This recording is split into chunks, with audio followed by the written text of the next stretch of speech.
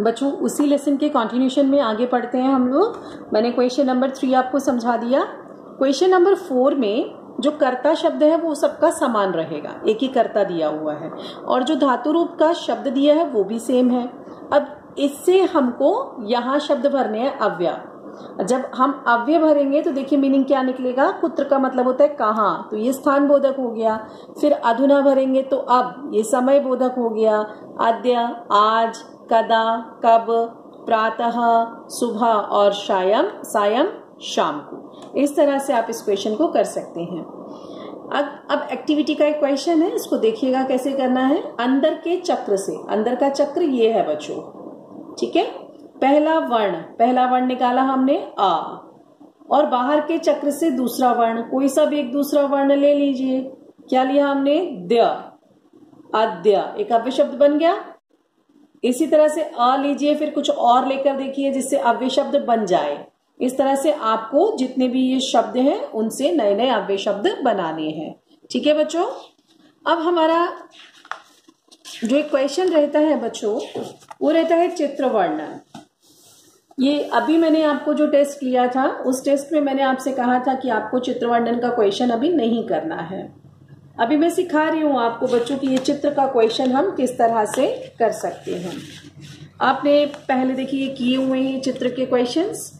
फल बना हुआ है, फलम भी कर सकते हैं इसको, सेब फलम भी कर सकते हैं। कमल है तो कमलम कर दिया, खिलौना है तो क्रीडनकम लिख दिया। यानी कि चित्र को देखकर उसके सामने उसका संस्कृत शब्द लिखना है कि वो क्या है, ठीक है। जैसे देखो आपने एक्सरसाइज में किया था, पुस्तकें, बहुत सारी पुस्तकें हैं। अगर एक होती तो हम पुस्तकम कर देते, दो होती तो पुस्तकें करते, बहुत सारी होती तो पुस्तकानी कर देते हैं।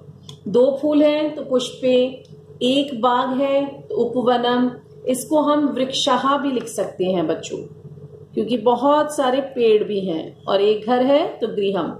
इस तरह से आपको जितने भी पिक्चर्स वाले चीजें हैं वो आपको चित्र वर्णन में पूछी जा सकती है कि इसका संस्कृत शब्द क्या होता है। जैसे आमराया तो इसको फलम भी लिख सकते हैं, आम्रम भी लिख सकते हैं।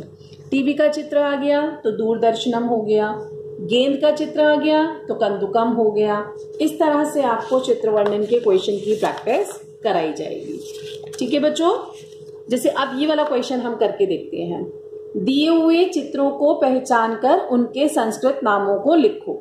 ये क्या है, मोर। तो मोर कितने हैं यहाँ पर, एक। मोर को संस्कृत में क्या कहते हैं, मयूर, और एक वचन में है तो मयूरहा हो गया। अब जैसे ये है, ये दो बच्चे हैं, दो बच्चे हैं तो बच्चे के लिए शब्द होता है बालक। अब दो हैं तो द्विवचन लगा दिया हमने, बालकौ कर दिया। इस तरह से ये 4 चित्र जो है आपको अपने आप करना है, ठीक है बच्चों। कोई दिक्कत लगेगी तो क्लास में पूछ लीजिएगा। Okay, thank you.